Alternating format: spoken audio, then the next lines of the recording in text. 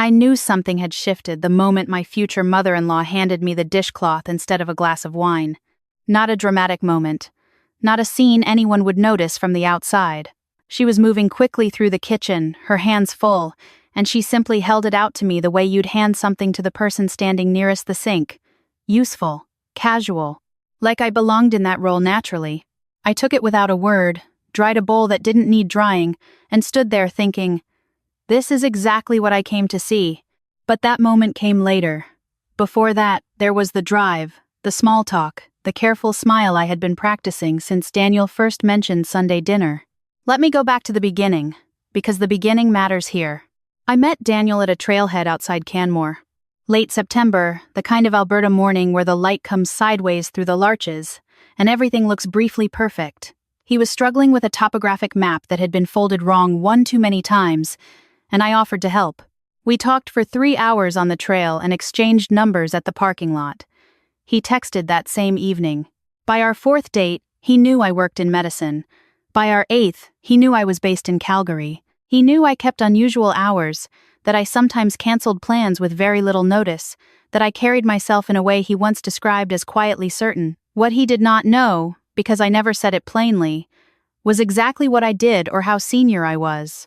He assumed I was a resident, maybe a hospitalist. I let the assumption stand. It was not a lie. It was more like a door I chose not to open. Here is something most people do not understand about medicine until they are deep inside it. Your title precedes you everywhere. The moment people hear the words, Chief of Neurosurgery, the conversation changes register entirely. Some people become formal. Some become flirtatious in a specific way that has nothing to do with you and everything to do with what they imagine the title represents. Some become immediately competitive, measuring themselves against a benchmark they invented on the spot. And some, a category I had grown very tired of, become aggressively impressed in a way that still leaves you feeling unseen. Daniel had never done any of those things, because Daniel did not know.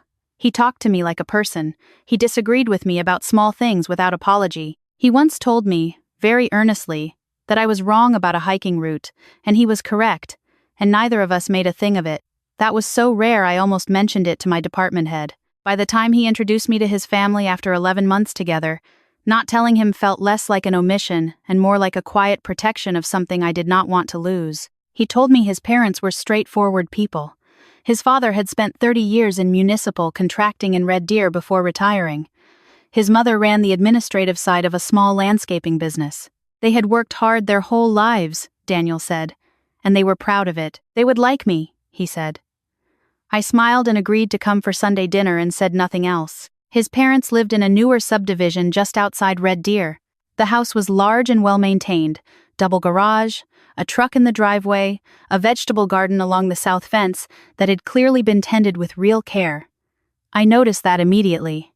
Someone here paid attention to growing things. His mother opened the door before we knocked. She had Daniel's coloring, dark eyes and a quick smile, the kind of woman who fills a room with warm efficiency. His father appeared behind her, broad-shouldered, firm handshake, the kind of man who assesses you in one glance and files the result away quietly. So you're the one keeping our son busy, he said. I smiled. I try. Inside, the house smelled like roast, and something baking underneath it. Family photographs lined the hallway, Daniel at various ages, a daughter I had heard about but not yet met, school portraits, a framed photo from what looked like a fishing trip somewhere northern and cold. We settled into the living room. His mother brought tea without asking if we wanted it. His father sat across from me with the particular ease of a man entirely at home in his own house, which I respected. So, he said, Daniel tells us you work at the hospital. I do, I said. Nursing? Medicine, I said. He nodded once. The way you nod at a satisfactory but unexciting answer. Good steady work, he said. Benefits are solid in healthcare. Pension too, I'd imagine. They are, I agreed. That was the moment the temperature of the room settled into something I recognized. Not cold, not unkind. Just a quiet recalibration of expectations. I was a healthcare worker. Useful, reliable, probably tired a lot, not especially glamorous. Nothing to ask follow-up questions about. Dinner was served at 6 exactly. His mother had made a roast with root vegetables, fresh bread, a green salad. She had clearly put real effort into it, and I said so genuinely. and she seemed pleased. The conversation moved through family channels I was not part of. His sister's new apartment in Edmonton, his father's concern about a retaining wall on the back property, a cousin's upcoming wedding, and the debate about the venue. I listened and ate and asked small questions when it seemed appropriate. At one point, his father leaned across the table toward Daniel and said, "Your uncle heard back about that project in Fort Mac. Decent money if you want the overtime." Daniel made a non-committal sound. His father glanced at me. He could be making significantly more if he didn't feel the need to stay close to the city. The emphasis was light. I could have missed it, but I did not miss it. His mother asked me, pleasantly, whether I planned to stay in Calgary long-term. "I think so," I said. "I'm fairly settled there." "It's expensive," she said, with the particular tone Albertans use when discussing cities that are not the one they live in. "It is," I agreed. "Daniel mentioned you have a nice place," she added. The word nice carried something in it, a small upward inflection, a mild curiosity about how a hospital worker in her late 20s managed a nice place in Calgary. "I've been there a few years," I said. She nodded and passed the bread. "I want to be careful here about how I describe what followed, because I do not think these were bad people. I think they were people who had a clear internal map of the world, who knew what categories meant, and who placed me in one without malice, simply because it was the most efficient thing to do. I was a girlfriend, youngish, in healthcare, probably in some amount of student debt, probably renting, probably figuring things out. The map said, pleasant, acceptable, not particularly remarkable. What I noticed was this. When Daniel mentioned something about his job, his father asked 4 follow-up questions. When I said anything about work, the conversation moved on within one exchange. When his mother suggested dessert, she asked Daniel what he wanted first. These are small things. They are the kind of things you only notice when you have spent years paying attention to exactly this dynamic. Halfway through dinner, his father looked at me directly and said, "What exactly is your specialty? In medicine, I mean." I set my fork down gently. "Neurosurgery," I said. There was a brief pause. "Oh," his mother said. "So you're a surgeon?" "Yes." Another small pause. His father tilted his head slightly. "A surgical nurse, you mean? Or—" "A surgeon," I said. "I operate." I watched the information arrive and find no immediate shelf to sit on. "That takes a while," he said slowly. "School. Training. About 15 years, start to finish." "Yes." He looked at me with the careful expression of a man doing quiet arithmetic. "And you're how old?" 31. His mother made a small sound that might have been surprise or reappraisal or both.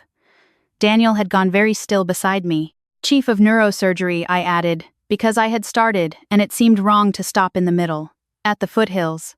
The fork did not stop mid-air, because everyone had already set their forks down. But the quality of the silence changed. His father looked at me the way his father had been assessed on that first glance. Carefully, filing something away. His mother looked at Daniel. Daniel looked at me. "You never mentioned," he said quietly. "You never asked," I replied. And I meant it gently, but it landed in the room with more weight than I intended. No one spoke for a moment.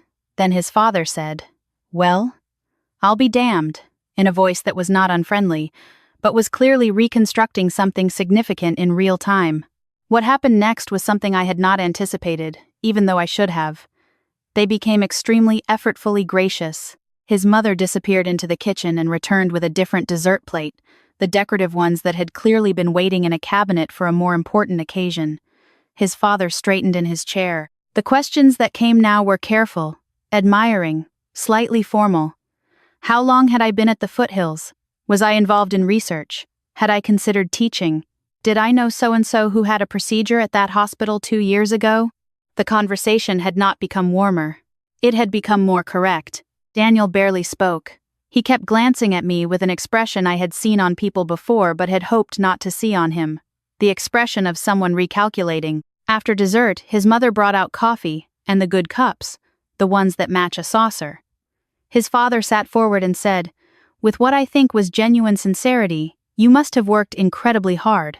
"I did," I said. "A lot of people do. Hardest workers I know are nurses doing 12-hour overnight shifts." He nodded, but I could tell the comparison sat awkwardly. It was not what he expected me to say. Later in the car, Daniel did not start the engine right away. "Chief of Neurosurgery," he said. Yes. He was quiet for a moment.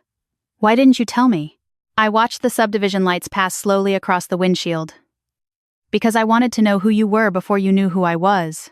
He thought about that. That's not entirely fair. No, I agreed. It wasn't entirely fair, but it was honest about what I needed. He nodded slowly, and I could tell he was somewhere between understanding and something more complicated that he had not named yet. The drive back to Calgary took just under 2 hours. We talked about small things, the weather turning, whether to stop for gas before the highway, the music on the radio. Underneath all of it, something had shifted, and we were both moving carefully around it. That night I lay awake in my apartment, not angry, not triumphant, just thinking. I had not done this to test anyone.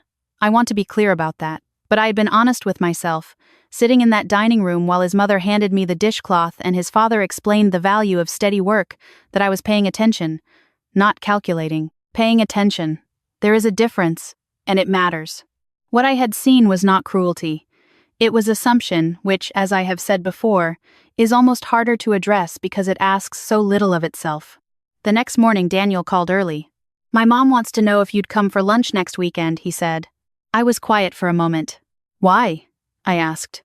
He hesitated. "I think she wants to do better." I agreed to go. Not because I needed the apology, but because I wanted to see what doing better looked like. The lunch was at a small restaurant in Red Deer that his mother clearly liked, the kind of place with a good local reputation and a menu that changes with the season. She had made a reservation, which I noticed. She stood when I arrived. "Sarah," she said, with genuine warmth, and indicated the chair by the window. Best light. His father was already seated.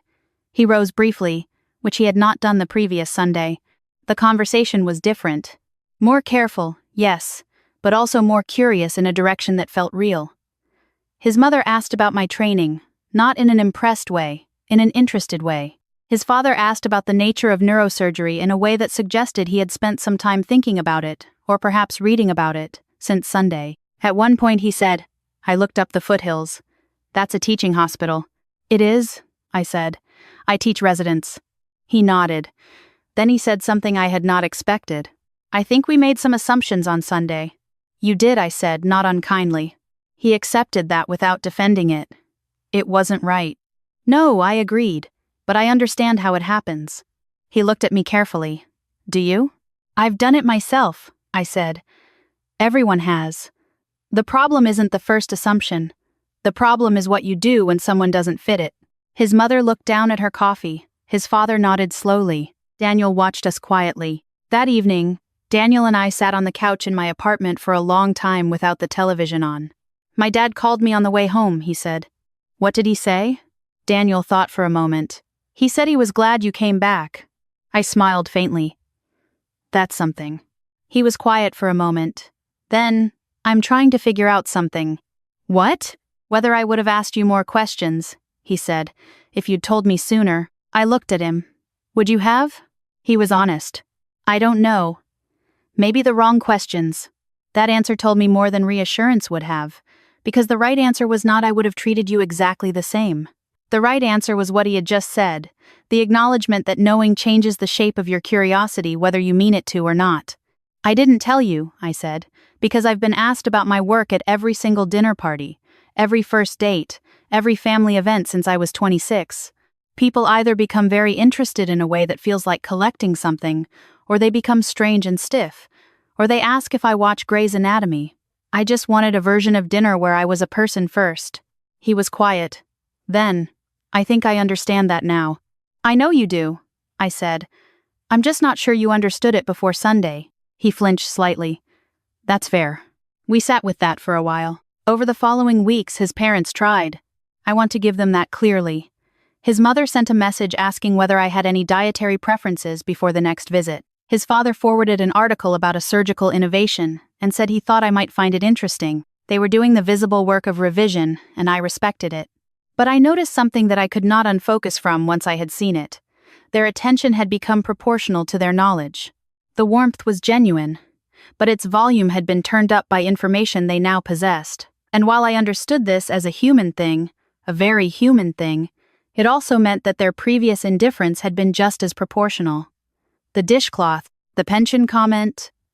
The follow-up questions that went to Daniel and not to me? That indifference had not been malicious, but it had been real, and it had been a reflection of something true about how they moved through the world. One evening, Daniel and I were walking along the river pathway in the last cold light of October. He had been quiet for most of the walk, the kind of quiet that precedes something. "Do you think they would have liked you?" he said. "If you'd actually been a nurse?" I did not answer immediately. I watched a goose land badly on the water and recover without apparent embarrassment. "I think they would have been polite," I said. "That's different from liked." "Yes." He stopped walking. "That bothers me." "It should," I said. He turned to face me. "I'm not sure I handled Sunday well." I waited. "You were being dismissed at that table," he said, "and I didn't say anything." "No," I agreed. "You didn't." "I grew up in that house," he said. "I know how that dinner table works. You don't push back. You don't correct. You just get through it and talk about it in the car." He looked at me. "That's not a good reason." "No," I said again. "But it's an honest one." He nodded. "I need to be better than that." That was the first moment I believed something forward was genuinely possible. There were harder conversations after that one, the kind that happened not in dramatic scenes but in ordinary moments.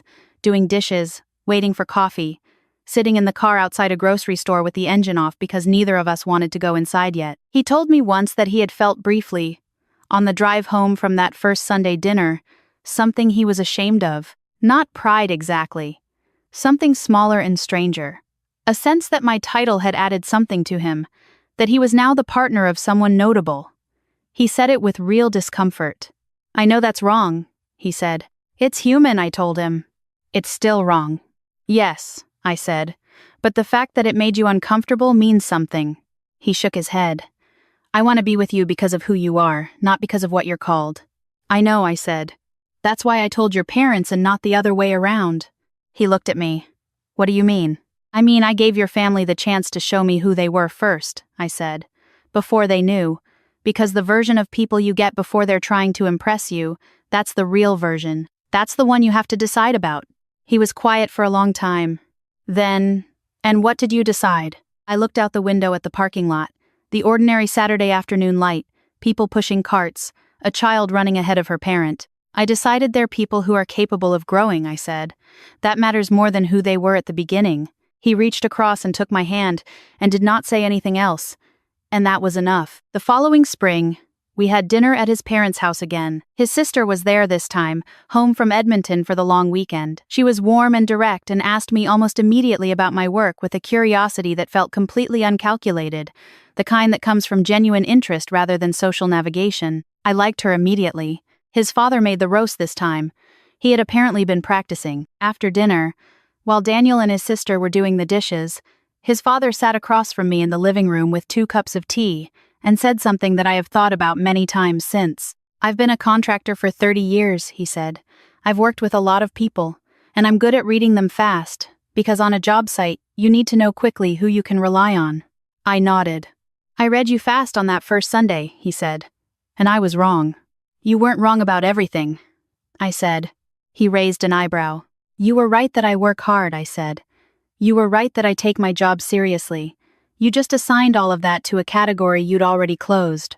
He looked at his tea. "My wife said the same thing, more or less." "She's perceptive," I said. He smiled faintly. "She is. Usually about things I don't particularly want to hear." We sat for a moment. The sound of Daniel and his sister arguing pleasantly about something in the kitchen came through the wall.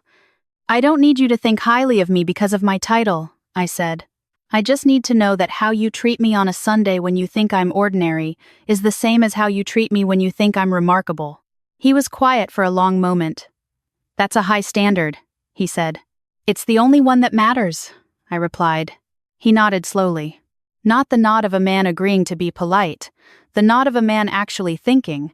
That was enough for me. Daniel and I have not rushed anything. We are still learning the ordinary things about each other, the habits and the irritations, the ways of disagreeing, the silences that are comfortable and the ones that are not. He has become the person who says something when he thinks I am being underestimated. Not loudly, just clearly. That shift happened over several months, and I watched it happen without pushing it, because the only version of it that matters is the one he arrived at himself. His mother called me last month about something completely unrelated to my career. She had a question about a friend's husband, a medical situation that worried her, and she wanted a plain, honest answer, not a rehearsed one. I gave her one. She thanked me and then said, before hanging up, "I'm glad you're around." She did not say what she was glad I was around for, and I did not ask, and I think both of us preferred it that way. I have thought many times about that first Sunday, about the dishcloth, the pension comment, the questions that went to Daniel instead of me. I do not think about those things with bitterness. I think about them with a kind of clear-eyed recognition that I believe is more useful. The world runs on categories. It always has. We file people quickly because the alternative is exhausting. And most of the time the filing is approximate enough to function. But approximation has a cost, and the cost is usually paid by the person who doesn't fit the file. I spent years managing that cost quietly, hiding the title in early conversations, testing the temperature of the room, watching how people spoke to me before they knew, because the before is where the truth lives. What I found, in that dining room in Red Deer on an October Sunday, was not what I expected. I did not find villains. I found people running an old software, faithfully, without examining it, in the way that most of us run most of our assumptions. And I found, underneath that, the more interesting question. Not what happens when they learn who I am, but what I do with what I learned about them first. The answer I keep coming back to is this: people are capable of more than their first response. But you cannot know that from the first response alone. You have to stay long enough to see what happens when they're uncomfortable, when they're corrected, when the story they told themselves turns out to be incomplete. Some people double down. Some people quietly revise. The ones worth keeping are the ones who revise. If you found something true in this story, something that reminded you of a room you've sat in, or a moment when you were measured and found to be less than you were, I want you to know that you are not alone in that. And if you've ever been the person doing the measuring, which most of us have, this is simply an invitation to look again. The people around you are almost certainly more than the category you've placed them in. That's the only lesson here. Small, maybe. But it tends to change things when you actually try it.